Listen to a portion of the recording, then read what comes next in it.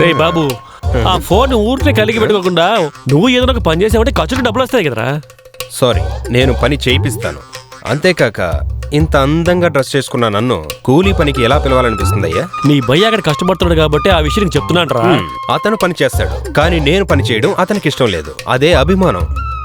నా పని కూడా తనే కలిపి చేసేస్తున్నాడు. మీరే చూశారుగా, అందరూ ఒక మూటే మోస్తున్నప్పుడు నా భయ్య మాత్రం 2 మూటలు మోస్తున్నాడు. అందులో ఒక మూట నాది. మన ఊర్లో 2 జీతాలు తీసుకునే ఒకే ఒక బెంగాలీ నా భయ్య మాత్రమే. అందులో ఒక జీతం నాది. కాబట్టి నేను పని చేయలేదని మీరు అనకూడదు. నాకు బదులుగా నా భయ్య పని చేస్తున్నాడు. ఓకేనా?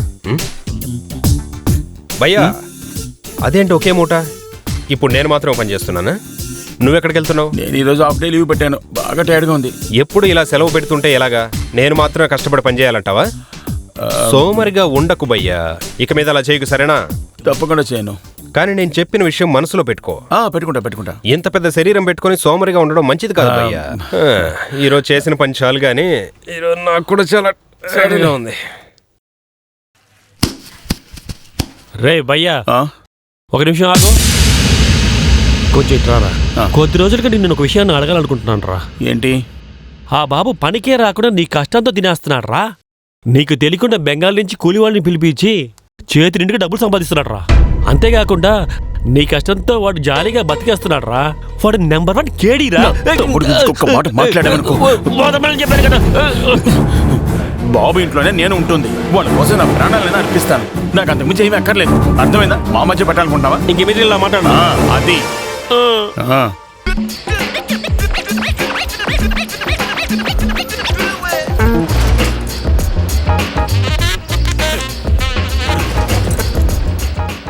చోటుని ఎలా మార్చేశారో ఎవరికి అసలు బాధ్యత లేదు.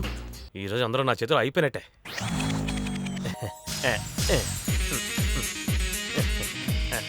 సిమెంట్ ని చేతులకు రాసుకుందాం. ఒక జీవితం.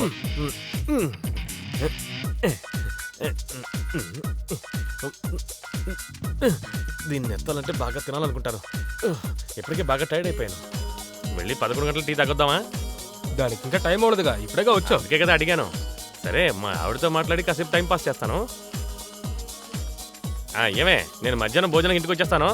ఇక్కడ నుంచి జస్ట్ 24 కిలోమీటర్లే కదా. నేను తిరిగి వచ్చాక పని చూసుకుంటానులే. రే సుమన్, ఊరికే మాట్లాడుతూ ఉండకరా. వచ్చి త్వరగా ఈ గార్డెన్ కట్టేవరా బాబు. కొత్త సూపర్వైజర్ ఎవరు వచ్చాడు, చూసాడంటే తల తింటాడు. ఇలా చూడు, నాలాంటి స్కిల్డ్ లేబర్స్ అందరూ ఇలా కష్టపడి పనిచేయరు. మా బ్రెయిన్ కి, మా ప్లానింగ్ కి మాత్రమే పేమెంట్. ఎంతమంది ఇంజనీర్లు నా దగ్గరకు వచ్చి ప్లాన్ తీసుకువెళ్తారో నీకు తెలుసా? ఈ రోజు మార్నింగ్ కూడా ఒకడు హోండా సిటీలో వచ్చాడు.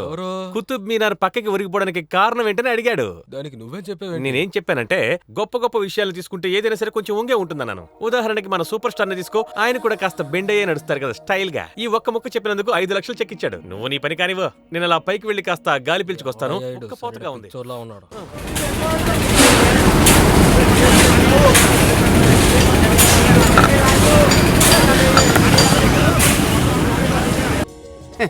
జల్దీ కామ్ కరో, ఇటుకలకి ఏం నెప్పెట్టదో.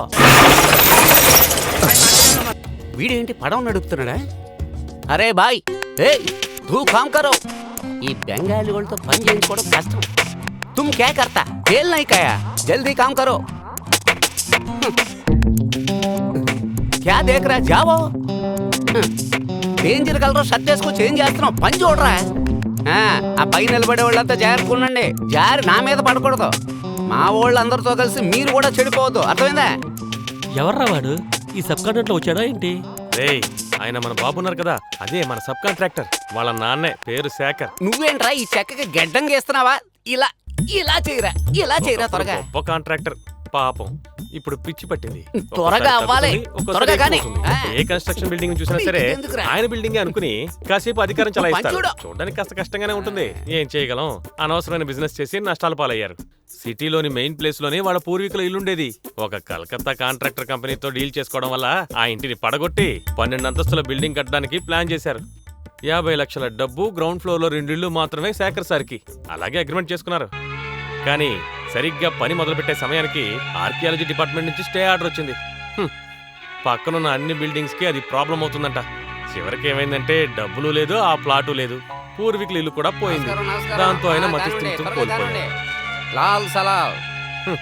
ఒకప్పుడు ఎలా బతికిన మనిషో తెలుసా నీకు?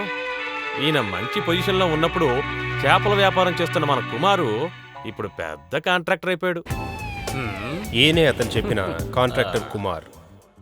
చేపల వ్యాపారంలో పెద్ద తిమింగలంగా పెరిగిన కాంట్రాక్టర్ కుమార్.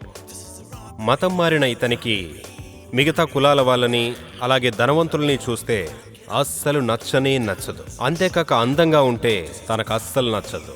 ఉదాహరణకి తనకు ముందు కూర్చున్న తన పిఏ జయకుమార్.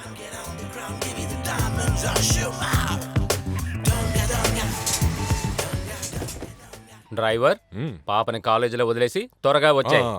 ఏమిటా? సరే సార్. అలాగే సార్. పోనీ పోనీ. టాటా పాపా. నువ్వు ముందు వెళ్ళాలని నేనే చెప్పాలా? రే, ఏంటి ముందుకెళ్తున్నావు? వెనక్కిరా. రే, ఇటు రారా. ఏటయ్యా? ఇప్పుడు వీడిని చూస్తే వీడు యజమాని, వాడి పనోండిలాగే కదా నన్ను చూస్తావు. మిమ్మల్ని చూస్తేనే యజమాని లాగా ఉన్నారు. చాలా గర్వంగా ఉందిరా. ఈ బ్రేస్లెట్, ఈ సిల్క్ జిబ్బా తీసి పారేస్తే చాలా లోకల్ అయిపోతా. వీడు చాలా అందంగా ఉండే మన్మధుడు, కానీ నా వెనకాల తిరిగే ఒక మామూలు పనివాడు.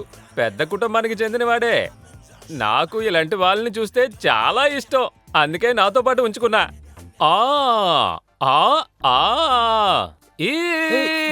నా ముందు స్టైల్ గా ఉండకూడదు. ఎందుకు బాస్ ఇలా చేస్తున్నారు?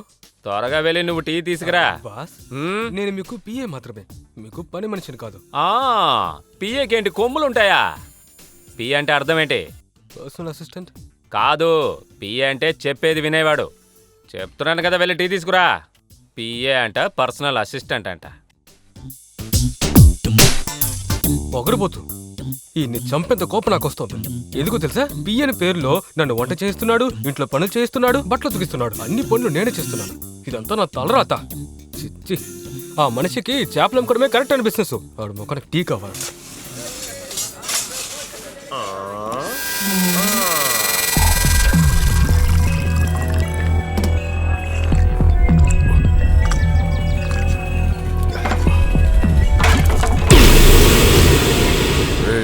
ఏం చూస్తున్నావు? కూర్చున్నాయి సార్.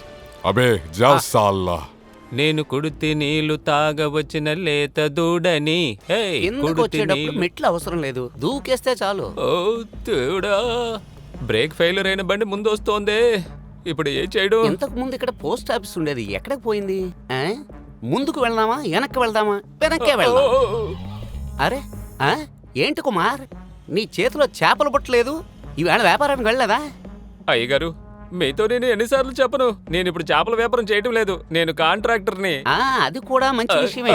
చేపలు మొత్తం కాంట్రాక్ట్ కి తీసుకుని బిజినెస్ చేయడం చాలా మంచి పని. అది సరే, మీ నాన్న మా ఇంటి స్థలంలో పనిలోకి వస్తానన్న వ్యక్తి రాలేదు, అసలు ఏమైంది? నాన్న చనిపోయి మట్టిలో కలిసి స్వర్గానికి వెళ్ళి 12 సంవత్సరాలు అయ్యింది అయ్యగారు. ఓ, ఆ తర్వాతే నువ్వు మతం మార్చి ఇంకో మతంలో అమ్మాయిని పెళ్లి చేసుకున్నావు. అంతా నాకు జ్ఞాపకం ఉంది. సరే, మీ అమ్మ ఇప్పుడు? నాన్న చనిపోయి 2 సంవత్సరాల తర్వాత అమ్మ చనిపోయింది. అయ్యగారు, మీరు ఇంటికి వెళ్ళండి. అందరూ పోయిన తర్వాత నేను మీ ఇంటికి వెళ్ళి ఎవరిని చూడాలి? అబ్బా, నా ఇంటికి కాదండి, మీ ఇంటికి వెళ్ళండి.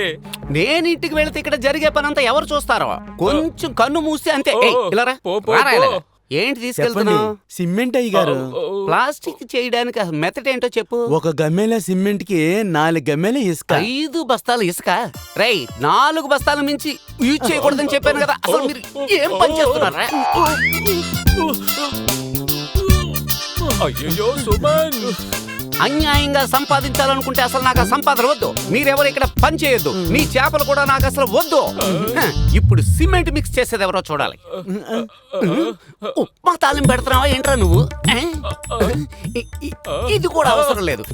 ఏదైనా బాగా చేయాలనుకుంటే నేను చెప్పేది వినండి. నేను పిచ్చోడ్నే, కానీ నా వల్ల ఇది మాత్రమే అవుద్ది. పని విషయంలో నేను అసలు కాంప్రమైజ్ ఎవరు? అసలు నా గురించి ఏమనుకుంటున్నారా? నేను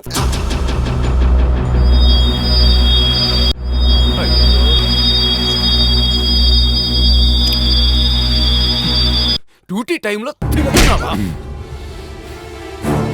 ఏ పిచ్చ నా కొడుకా! నీ వ్యాపారం ఏం మంచిదయ్యా, చేపల వ్యాపారం. వాడేంటి బండగాడు, పిచ్చా ఏంటి వాడు అలా కొడుతున్నాడు?